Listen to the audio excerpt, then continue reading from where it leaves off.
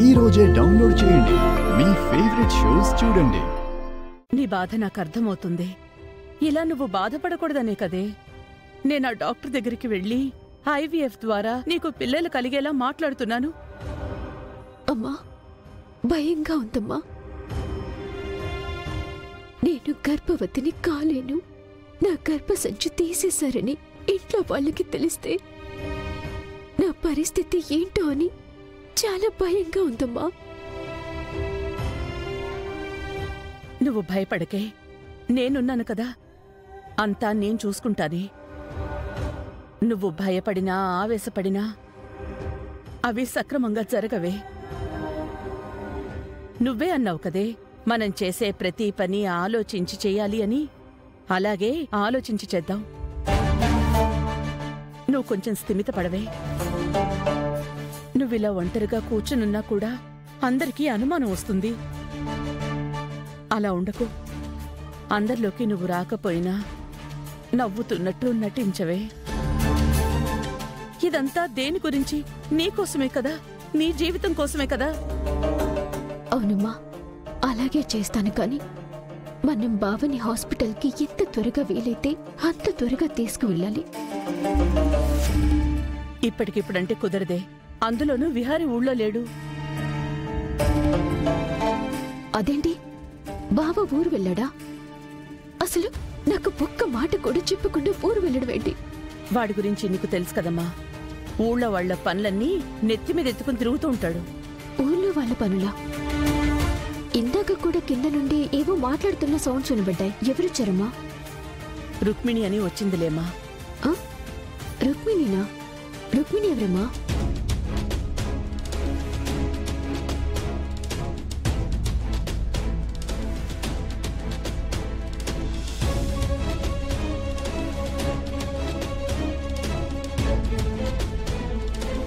అందుకే వాడా రుక్మిణి కూతురు కావేరిని కాపాడ్డానికి రామాపురానికి వెళ్ళాడే. ఇంట్లో ఉన్న పెళ్ళాన్ని పట్టించుకోడు కాని ఊర్లో వాళ్ళ సమస్యల్ని నెత్తిన పెట్టుకుని పూరేగుతూ ఉంటాడు. బావ నాకేంటో అర్థం కాడమ్మా. సర్లేవే, ముందు వాణ్ణి ఊరెళ్ళి రాని. జాగ్రత్తగా మాట్లాడి వాణ్ణి హాస్పిటల్కి తీసుకెళ్దాం. నువ్వు ఆ విషయంలో కంగారు పడకు. ఫస్ట్ నువ్వు అలా డల్లుగా ఉండకు. రాలా బయటికెళ్దాం. వస్తానులేమ్మా. అది కాదు సహస్రా. అమ్మా, నేనొస్తానమ్మా. కాసేపు నన్ను వదిలేసాయి. నేను ఖచ్చితంగా వస్తాను. సరే.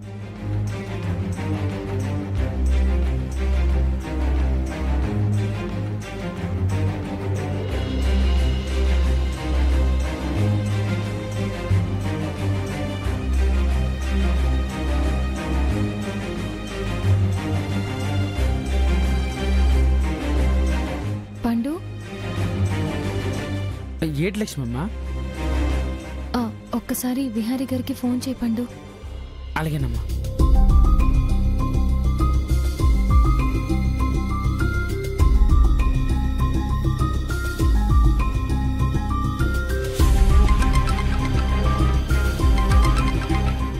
హలో కనకం.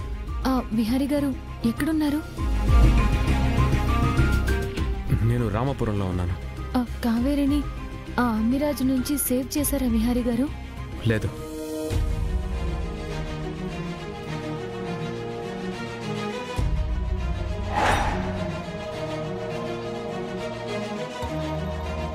అయ్యో, మరి కావేరి పరిస్థితి ఏంటి?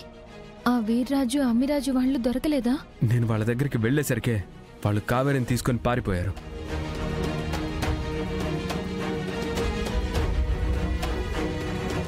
ఇప్పుడు వాళ్ళని పట్టుకోవడం ఎలా విహారీ గారు?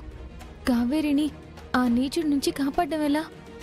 లక్ష్మి, నేను వాళ్ళ కోసమే వెతుకుతున్నాను. నేను ఖచ్చితంగా వాళ్ళని పట్టుకుంటాను. నేను కావేరిని వెతికి కాపాడి తీసుకొస్తాను.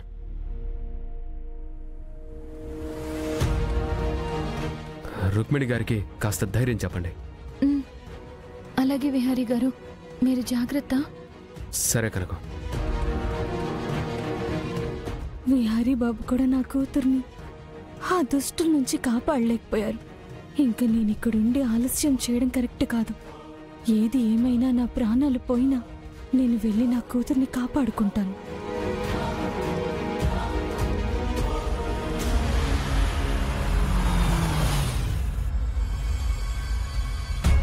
రేయ్ తీసుకురండి రా. రావే రా తీసుకురండి.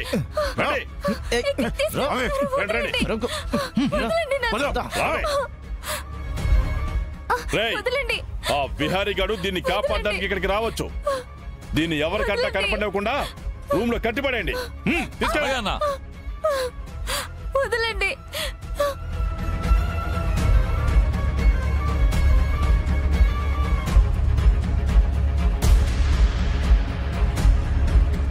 రేయ్ రండ్రా.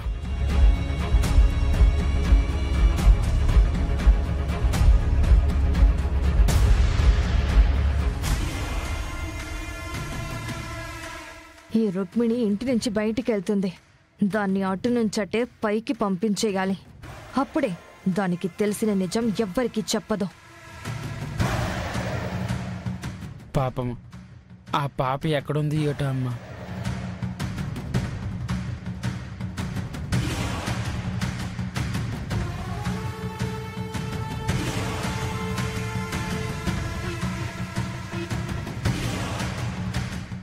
ఎటుపోయిందిరా అదే, ఎంత వెతికినా దొరకట్లేదు.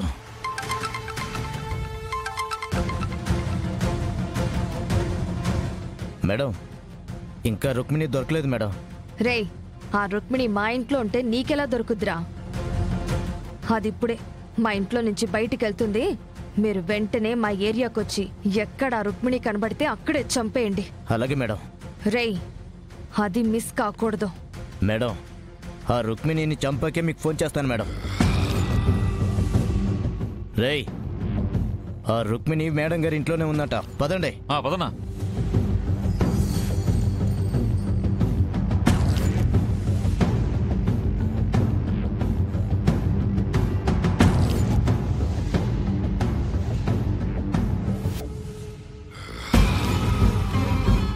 లక్ష్మమ్మ, రుక్మిణమ్మ గారు బయటికి వెళ్ళిపోతాను రమ్మా. బయటకా? బయట ఆవిడ కోసం రౌడీలు ఉన్నారని చెప్పారు కదా. పండు, మనం కూడా వెళ్దాం పద. సరే అమ్మా.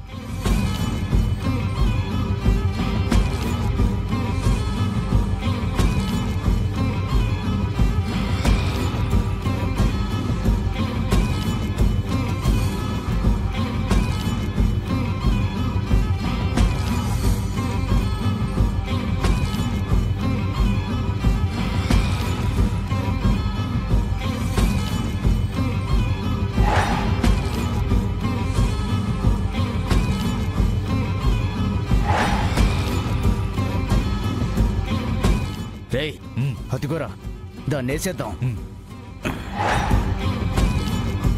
అన్నా, అక్కడ పోలీస్ బండి ఉంది. అంటే చుట్టుపక్కల ఎక్కడైనా పోలీసులు ఉండే ఛాన్స్ ఉంది.